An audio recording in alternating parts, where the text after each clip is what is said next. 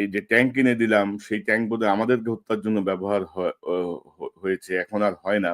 এটা কিন্তু একদম প্রত্যক্ষ মানে ইউনূসকে হত্যার হুমকি হাসিনার পক্ষ থেকে। এবং আপনি যদি দেখেন যে মানে স্পষ্ট যে উস্কানি, যে দেশ রক্ষা বাহিনীর বিচার হচ্ছে যেখানে স্বাধীনতা বিরোধীদের বিচার হয়েছে, মানে কে অধিকার দিয়েছে, সেনা আইনে বিচার হবে।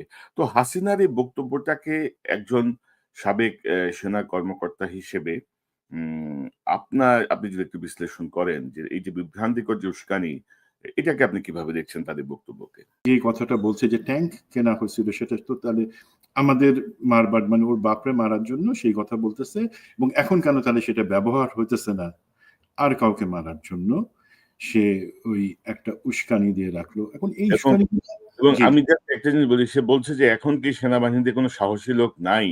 এরা কিভাবে স্বাধীনতা সার্বভৌমত্ব রক্ষা করবে? আপনি দেখেন উস্কানির লাইনগুলা দেখেন মানে ক্রমাগত। এখন ওই তো বেশি করে জানি যে সেনাবাহিনীতে সাহসী লোক ছিল কি ছিল না। আমি একটা সাহসের এক্সাম্পল দিই।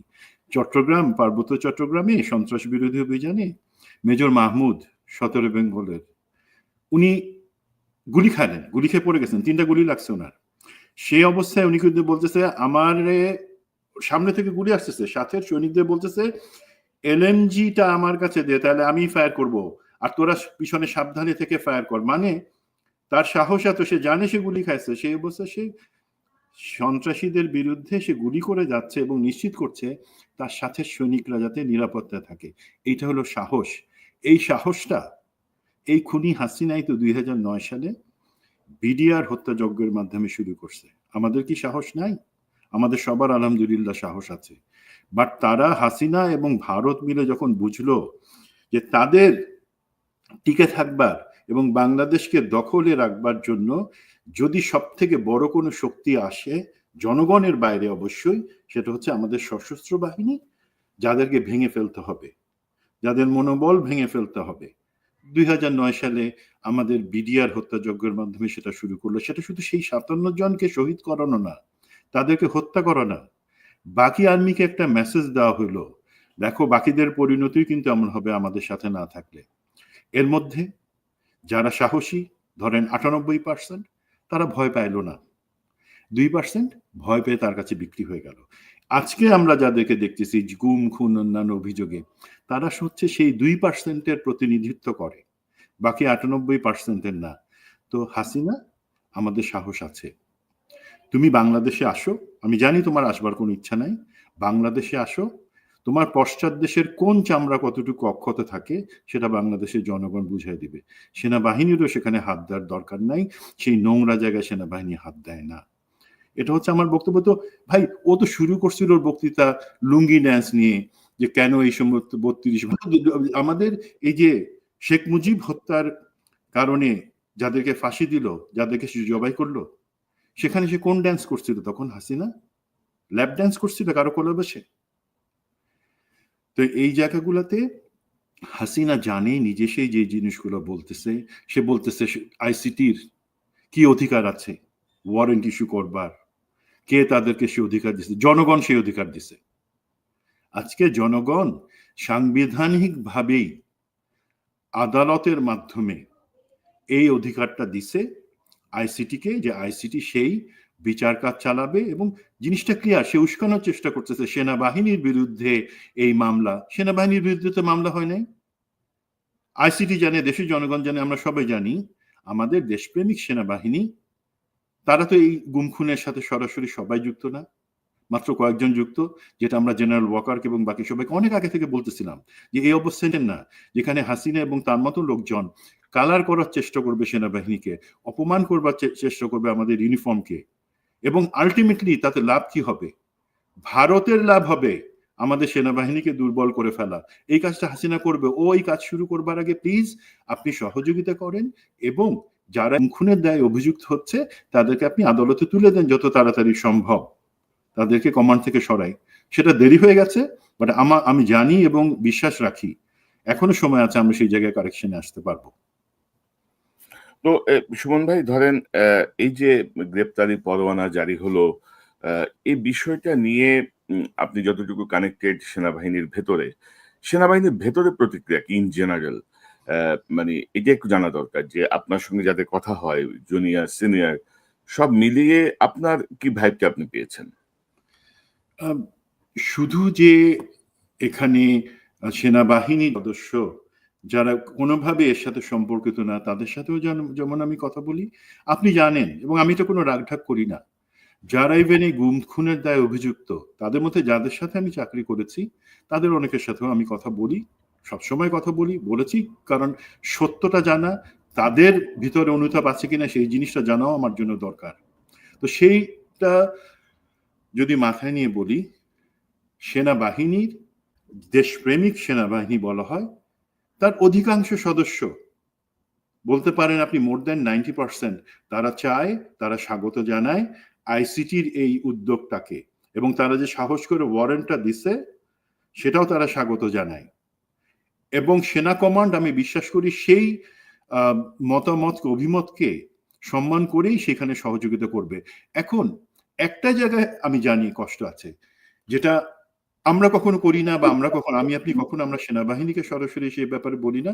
তাদের একটাই আশা, সেটা হচ্ছে, দেখেন, আমি যদি মনে করি, আমি ব্যক্তিগতভাবে বিশ্বাস করি, বা আমাদের বোঝা উচিত যে ৩৬ জুলাইয়ের পরে আমাদের সব থেকে বড় যদি কোনো অ্যাচিভমেন্ট থেকে থাকে, সেটা হচ্ছে আইসিটির মাধ্যমে এই যে ওয়ারেন্টটা ইস্যু করা গেল। এটা কিন্তু অনেক বড় একটা বিজয় আমাদের জন্য। আমি এখন যে বিজয়টা অর্জন করে যে বিজয়ী আমরা, সেই ক্ষেত্রে আমরা তো কখনো বিজিত পক্ষে যারা আছে সবাইকেই ইন জেনারেল বা জেনারেলাইজ করে আমরা সবাইকে বলবো না যে তোমরা গুম আর খুন। এই জায়গাটায় তারা কষ্ট পাচ্ছে, এটা ফ্যাক্ট। আপনারা এখন কেউ যদি আমাকে দর্শক মনে করেন আমি কথাটা কাউকে বাঁচানোর জন্য বলছি, তা না। জিনিসটা ফ্যাক্ট, যে এটা আমাদের পরিষ্কার করে বলতে হবে যে যখন, মনে রাখবেন, ইতিহাস বলে যখন আমরা বিজয়ী হই তখন কিন্তু সম্পূর্ণ বিজিত তাদেরকে আমরা অপমান করি না। আলেকজান্ডার একটা দেশ জয় করে সেই রাজাকে সরাই দিয়ে সেই দেশের জনগণকে বলছে যে তোমরা হচ্ছে আমার সাথে, এই রাজাকে আমি সরাই দিছি, সে আমার শত্রু ছিল। এইভাবে আপনি যদি এখনকার বর্তমান ইতিহাসেও আসেন, আমরা কাউকে অপমান করে বা প্রতিশোধ নিয়ে এই কাজটা করতেছি না। আমরা ন্যায় বিচার প্রতিষ্ঠার স্বার্থে, গুম খুনের বিচার করবার স্বার্থে, যাতে ভবিষ্যতে এই জিনিসটাতে না হয় সেই জন্য আমরা এটা করতে চাচ্ছি।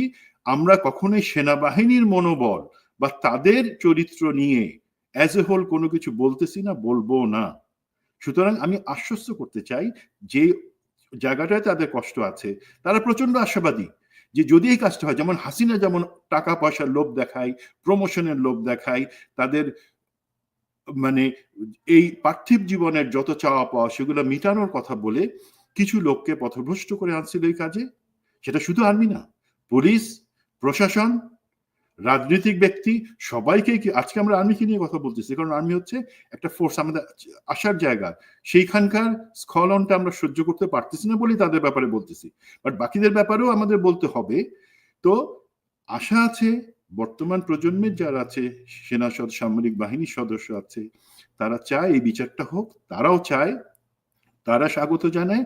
শুধু তাদের পক্ষ থেকে একটাই সম্ভবত কষ্ট, যেটা ইউনিফর্মে কষ্ট, আমি বুঝাতে পারবো না, যে একটা ইউনিফর্মড ফোর্স কিভাবে একজন আরেকজনকে ওন করে, সেখানে তাদের চাওয়াটা সম্ভবত, যারা দোষী তোমরা অবশ্যই তাদের বিচার করো, তাদের ব্যাপারে কথা বলো, বাট বাকি যেই সেনাবাহিনীর অংশ আছে তাদেরকে সেটার সাথে জড়াও না, বিকজ তাদের প্রথম পরিচয় তার অপরাধী, পরবর্তীতে তারা কোথা থেকে করছে।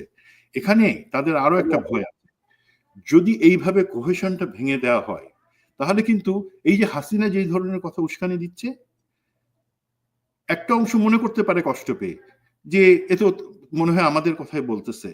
নো, আমরা সেই জায়গায় হাঁটবো না। লাভ কি হবে তাতে?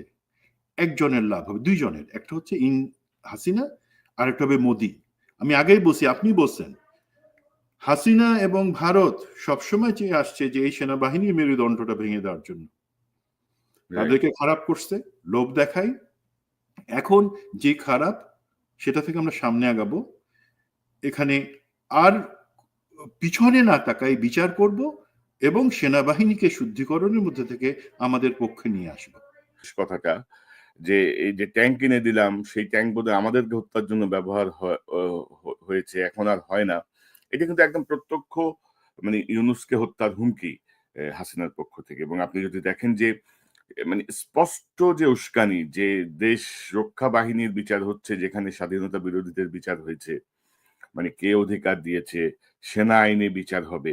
তো হাসিনার এই বক্তব্যটাকে একজন সাবেক সেনা কর্মকর্তা হিসেবে উম আপনি যদি একটু বিশ্লেষণ করেন যে এই যে বিভ্রান্তিকর যে উস্কানি, এটাকে আপনি কিভাবে দেখছেন তাদের বক্তব্যকে? যে কথাটা বলছে যে ট্যাঙ্ক কেনা হয়েছিল সেটা তো তাহলে আমাদের মারবার মানে ওর বাপরে মারার জন্য সেই কথা বলতেছে, এবং এখন কেন তাহলে সেটা ব্যবহার হইতেছে না আর কাউকে মারার জন্য, সে ওই একটা উস্কানি দিয়ে রাখলো। এখন এই এবং উস্কানি এবং জি আমি জাস্ট একটা জিনিস বলি, সে বলছে যে এখন কি সেনাবাহিনীতে কোনো সাহসী লোক নাই?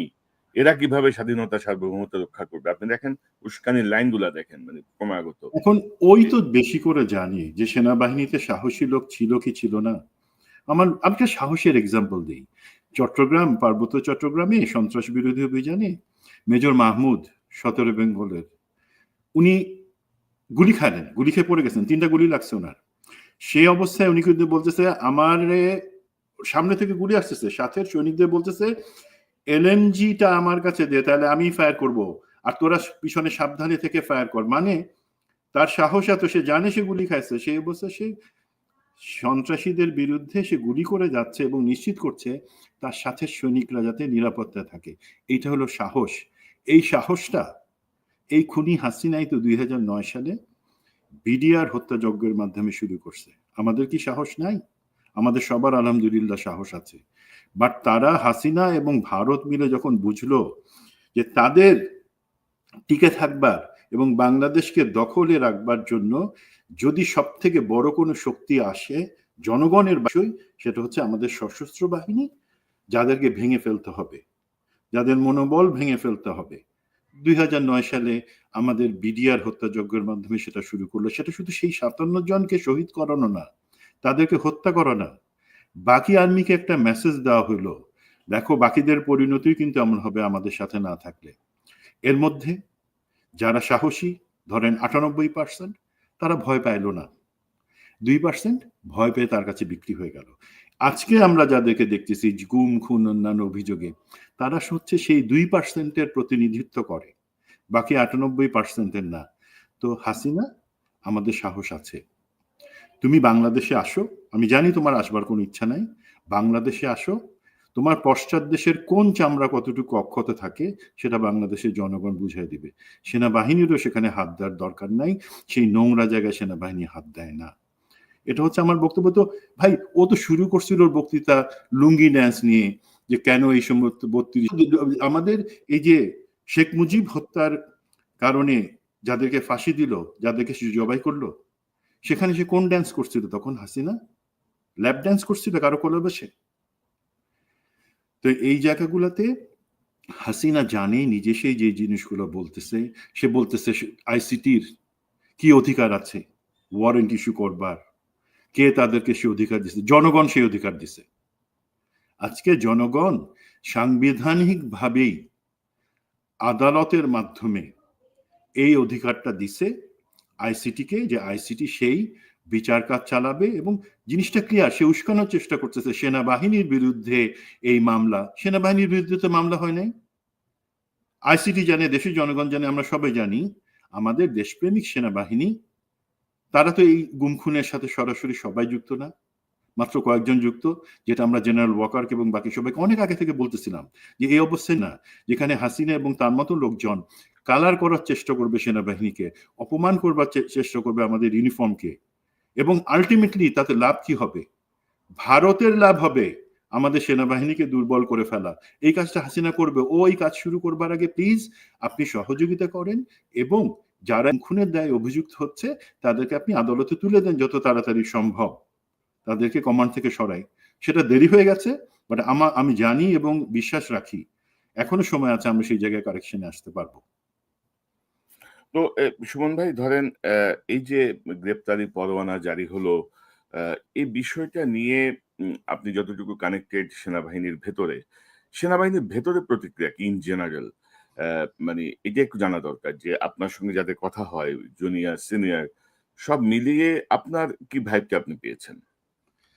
আম, শুধু যে এখানে সেনাবাহিনী সদস্য যারা কোনোভাবে এর সাথে সম্পর্কিত না, তাদের সাথেও যেমন আমি কথা বলি। আপনি জানেন, এবং আমি তো কোনো রাগঢাক করি না, যারা ইভেন এই গুম খুনের দায়ে অভিযুক্ত, তাদের মধ্যে যাদের সাথে আমি চাকরি করেছি, তাদের অনেকের সাথেও আমি কথা বলি, সবসময় কথা বলেছি, কারণ সত্যটা জানা, তাদের ভিতরে অনুতাপ আছে কিনা সেই জিনিসটা জানাও আমার জন্য দরকার। তো সেইটা যদি মাথায় নিয়ে বলি, সেনাবাহিনীর গত 25 বছর ধরে দেখতেছি প্রথম আলো সেই জিনিসটা খুব যত্নের সাথে করে আসতেছে, এবং তাদের এডিটোরিয়াল পলিসি এবং সেটার এক্সিকিউশন এত নিখুঁত যে আমরা কিন্তু ধরতে পারি না যে তারা আমাদেরকে যে স্লো পয়জনিং করে করে আজকে এখানে আনছে সেটা। এবং আপনি জেনে রাখেন 3টা এলিমেন্ট, একটা হচ্ছে প্রথম আলো এবং তার মতন ভুয়া মিডিয়া, হাসিনা এবং ভারত, আরেকটা হচ্ছে আমাদের দেশের ভিতরে যে সুশীল চক্র আছে, তারা বিভিন্ন টকশোতে এসে, আপনি আমাকেও গালি দিতে পারেন যে আমি হয়তো ভুয়া বলতেছি, বাট আমি ফ্যাক্ট ছাড়া কোনো কথা বলি না। তারা কিন্তু এই জিনিসটা করে যাবে এবং করবে, এটা একটা বিভ্রান্তি ছড়ানোর জন্য, হাসিনার ন্যারেটিভটাকে জায়েজ করার জন্য তারা এই ধরনের কথা বলবে। এবং আমি মনে করি সাবজেল বা অন্যান্য সংক্রান্ত যে জিনিস, তাদেরকে গ্রেফতার করা সংক্রান্ত জিনিস, আদালতে হাজির করার জিনিস কোথায় থাকবে, সেই জিনিসগুলোর ব্যাপারে আইসিটির মিস্টার তাজু, ব্যারিস্টার তাজু, উনি কিন্তু একটা সুন্দর ব্যাখ্যা দিয়েছেন এবং আমরা ব্যাখ্যা পাচ্ছি। আমরা অপেক্ষা করছি সেই কয়টা দিন তাদের বক্তব্য শোনার জন্য। এখন প্রথম পার্টটাতে আসি, যেখানে বলছেন যে তখন যখন এই ধরনের সেনাবাহিনীর অফিসারদের নির্যাতন করা হলো, হত্যা করা হলো, তখন কোনো প্রতিবাদ আসে নাই কেন? এখন এখানে অনেস্টলি বলতে প্রতিবাদ হয়েছিল। একজন দর্শক একটা প্রশ্ন করছেন যে আমাকে যখন গুম করা হলো তখন আমার সহকর্মীরা কি করছিলেন। ভাই, আমি তো এই কথাটা বললাম, আমাকে গুম করে তো তারা হজম করতে পারে নাই। আলহামদুলিল্লাহ, আজকে সেনাবাহিনীর যারা জেনারেল, ব্রিগেডিয়ার জেনারেল, কর্নেল, তারা বেশিরভাগই আমার হাতে তৈরি বা আমার ছাত্র। তাদের চোখের রক্ত দেখে তো হাসিনারও সাহস হয় নাই আমাকে খেয়ে ফেলবে। আমাকে 2.5 দিন পরে ছেড়ে দিতে বাধ্য হয় তারা, যখন জিনিসটা আমার স্ত্রী জানাজানি করেন। পরবর্তীতে যখনই ধরেন যে অফিসাররা প্রতিবাদ করছে, হয় তাদেরকে চাকরিচ্যুত হয়েছে, 180 জন চাকরিচ্যুত হয়েছে, কিন্তু এই একই কারণে তারা বলছে না আমরা এই অন্যায় মানি না। দেন মেজর জাহিদ, তাকে খুন করা হয়েছে, সে অন্যায় মানতে চায় নাই। মেজর সৈয়দ জিয়াউল হক, তাকে জঙ্গি বানাই হত্যার চেষ্টা করা হয়েছে, পরবর্তীতে জঙ্গি ট্যাগ লাগে, এখন সেও প্রতিবাদ করছে। এটা না যে আমরা প্রতিবাদ করি নাই। কারা প্রতিবাদ করে নাই? যারা মাখনটা খাইছে, যারা মনে করছে এই মাখন খাওয়া তাদের হক, তারা মাখন খাবে, আর সেনাবাহিনীর বাকি অংশ তারা কলঙ্ক ভোগ করবে তাদের এই মাখন খাওয়ার জন্য। জেনারেল রেজানুর, জেনারেল এমন অনেকে আছেন যারা তাদের হক মনে করছিলেন, সেগুলা তারা প্রতিবাদ করে নাই। বাট আপনি যান, এই যে দেখেন 3 তারিখ থেকে বা তার আগে থেকে জেনারেল ওয়াকারকে একটা পজিশনে নিয়ে আসা যে আমরা আর গুলি চালাবো না, আমরা জনতার পক্ষে, সেটা কারা করছে ভাই? বাইরে থেকে কেউ বলে নাই, আমেরিকা বলে নাই, অন্য কেউ, সেটা আমাদের সেনাবাহিনীর এই অফিসার, যাদেরকে আমরা অনেকে একদম জেনারেলাইজ করে গালি দেওয়ার চেষ্টা করছে, টিএসসির সামনে ইউনিফর্ম পরায় খুনিদের, ভাই খুনিরা খুনি, তাদেরকে ল্যাংটা করে আপনি সেখানে তাদের এই প্ল্যাকার্ড দাঁড় করান, তাদেরকে ইউনিফর্ম পরাচ্ছেন কেন? সো এই সেইটার প্রতিবাদ কিন্তু, তাদের ব্যাপারে প্রতিবাদ এই আজকের অফিসাররা করছেন, যারা আছেন সেনাবাহিনীর বিভিন্ন বাহিনীর। সেই কারণে জেনারেল ওয়াকার বাধ্য হয়েছেন তার অবস্থানটাকে ক্লিয়ার করে দেওয়ার জন্য, খুনি হাসিনার সামনে না আমি আর পারবো না, এবং হাসিনা পালাতে বাধ্য হয়েছে। এখন কোন প্রক্রিয়া, সেখানে জেনারেল ওয়াকারের কতটুকু ভুল আছে সেটা আমি আগে বলছি, এবং আমি সেখানে বলবোই, অবশ্যই জেনারেল ওয়াকার আমি বলবোই। আপনার প্রথম দিন থেকে আপনাকে একটা লাইনে আসবার দরকার ছিল, সত্যের পক্ষে, সরকারের পক্ষে, বিপ্লবের পক্ষে ক্লিয়ারলি বলে দিতেন। আপনি যদি সেটা মনের ভিতরে ভিতরে সেই পক্ষে থাকেন, বাট আপনার কিছু কাজ, যে কাজে আমরা মনে করতে পারি যে না, আপনি কেন হাসিনাকে সেফ এক্সিট দিচ্ছেন, কেন আওয়ামী লীগ পুনর্বাসনের কথা বলছেন, তখন কিন্তু আমাদের সেইটুকু সন্দেহ আপনার কারণেই সেগুলো দূর হয় না, সেনাবাহিনী দুর্বল হয়ে যায়। প্লিজ, সেনাবাহিনী আমাদের দরকার আছে, ডিজিএফ এর দরকার আছে, এনএসএ দরকার আছে। সেই জায়গাতে আমাদেরকে ভুল সিদ্ধান্ত নিয়ে, ভুল কমিউনিকেশন করে আমাদেরকে ধ্বংস করবেন না। That's my point. আর এখানে কি আপনি সেনা আইনে বিচার হতে হবে এরকম কোনো বাধ্যবাধকতা কি আপনি নো, খুঁজে পান? এটা আমরা ক্লিয়ার করেছি আপনার সাথে দেখেন কনক ভাই, এই জিনিসটা নিয়ে আলহামদুলিল্লাহ আপনি কিন্তু গত 1 মাসে অনেক প্রোগ্রাম করে, যারা তখন অন্য অনেক জিনিস নিয়ে ব্যস্ত ছিল, রং তামাশা নিয়ে, আপনি অনেক রিস্ক নিয়ে অনেক গালি খেয়ে এই প্রোগ্রাম করেছি। অনেক পক্ষ থেকে আমাদের উপর সরকার পর্যন্ত আমাদেরকে চাপ দিয়েছে এটা নিয়ে বেশি কথা না বলার জন্য। আমরা কিন্তু ক্লিয়ার করে দিচ্ছি সেখানে যে আগের যে আইন ছিল বা অন্যান্য কিছু যে আইন আছে, আইন প্রতিনিয়ত পরিবর্তন হয়, সেই জন্যই দেশে সংসদ থাকে, সংবিধান থেকে সেইভাবে পরিবর্তন করা হয়। সেখানে এখনকার বর্তমান যে আইন, সেটা হচ্ছে আন্তর্জাতিক গুম খুন, সেটার সাথে সমন্বয় করে করা হয়েছে। সেখানে অবশ্যই কিছু জিনিস আছে যেটা সামরিক বাহিনী করবে, কিছু সিভিল আদালতে হবে, বাট ক্লজটা পরিষ্কার করে দেওয়া হয়েছে, সেই ক্ষেত্রে কে করবে না করবে সেটা চূড়ান্ত বিবেচনা সরকার নিবে, এবং এই আদালত আইসিটি সেটা রেফারেন্স দিয়েই কিন্তু জিনিসটা ক্লিয়ার করে দিয়েছে। সার্ভিং অফিসারদের ক্ষেত্রে আমি এমনও শুনছি যাদের বিরুদ্ধে যারা অভিযুক্ত, ওয়ারেন্টেড, তাদের একটা অংশ যেহেতু সার্ভিং, সেখানে আর্মির একটা প্রাথমিক তদন্ত করবে কিনা সেই জায়গাটাও কিন্তু আলোচনা করছে সরকার। আলোচনা করুক, অসুবিধা নাই, বাট দিন শেষে সরকার যদি মনে করে কিন্তু সেই জায়গায় সরকারকে স্টিক করতে হবে। না, কিন্তু সুমন ভাই, এখানে ধরেন এই আলোচনার আর প্রয়োজন আছে কিনা আমি জানি না, কারণ ধরেন থেকে কিন্তু এটি কার্যকর হয়ে গেল। তো আপনি তো বরখাস্ত রে ভাই, আপনার জন্য কেন আমার এই সেনাবাহিনী তদন্ত করতে হবে? হ্যাঁ, বরখাস্তর কিছু ক্ষেত্রেও সেনাবাহিনীর তদন্তের এবং আইনি প্রক্রিয়া নেওয়ার, ইভেন কোর্ট মার্শাল করার এখতিয়ার আছে, বাট জিনিসটা তো ক্লিয়ার। জিনিসটা হচ্ছে যে আমরা চাই, এবং এটা ধরেন এটা কি প্রতিশোধ নেওয়ার জন্য? আমি একটা জিনিস আজকে ক্লিয়ার করি, এটা তো আমরা কেউ প্রতিশোধ নিচ্ছি না, এটা আমরা ন্যায় বিচার করতেছি। যারা এই ভুক্তভোগী, যারা গুমের শিকার, খুনের শিকার, সেটার ন্যায় বিচার আমরা করতেছি। এখানে বলি, যখন আমাকে জেলখানায় নিয়ে যাওয়া হয় হাত করা পড়াই, প্রিজন ভ্যানে, তখন কি আমি বা আমার সাথের মতন লোকজন, সুবাইলরা, হেলালরা, তারা শপথ নিছিল আমি যখন আসি, আমি যদি কোনদিন সুযোগ থাকে আমিও এই শোধ নিব না? ভাই, আমরা মনে মনে কি বলছি জানেন? এবং আমাদেরকে যাদেরকে এই ধরনের কষ্টের মধ্যে নিয়ে যাওয়া হচ্ছিল, আমি জানি চাকরিরত অন্য অফিসার যাদের কিছুই হয়তো করার ছিল না, করলে হয়তো তাদেরকে কু করতে হতো, বাট এখনকার আইন অনুযায়ী কু করলে পরে তো আবার কোর্ট মার্শাল, মৃত্যুদণ্ড। তারা মনে মনে ধিক্কার জানিয়েছে, তারা মনে মনে বলছে যে এই জিনিসটা খারাপ। তারা তখনও বলছে, এখনো বলে যে হাত করা পরে একজনকে কেন নিয়ে যাবে যে কখনো অন্যায় করেনি। এখন পার্থক্য হলো কি ভাই, এই এখন যাদেরকে হাত করা পরানোর কথা বলা হইতেছে, তাদের অন্যায় অপরাধটা কিন্তু প্রাথমিকভাবে প্রমাণিত। তাদেরকে কেউ প্রতিশোধমূলক ভাবে সেই জিনিসটা করতেছে না। আমরা প্রতিশোধ নিই না। আমার জীবনে যদি কোনো কষ্ট থাকে, কেউ অন্যায় করে থাকি, আমি আল্লাহর কাছে বলি, আল্লাহ আমাকে তৌফিক দাও, আমি যাতে এমন জায়গায় যেতে পারি এই ধরনের অন্যায় যাতে আর কেউ কারো উপর করতে না পারে, সেটা আমি দেখব। প্রতিশোধের কথা বলি না ভাই কখন আমরা। তো এই জায়গা থেকে ক্লিয়ার হইতে হবে যে না, এখানে যেভাবে বিচার হওয়ার পরিকল্পনা করা হয়েছে সেটাই হবে। সেক্ষেত্রে আমি জানি, আশা করি সেনাবাহিনী, সেনা কর্তৃপক্ষ সবাই সর্বত সহযোগিতা করবে। কোনোভাবে আইনি সহায়তা বা এই ধরনের কথাবার্তা ভুলেও যাতে দ্বিতীয়বার উচ্চারিত না হয়, প্লিজ।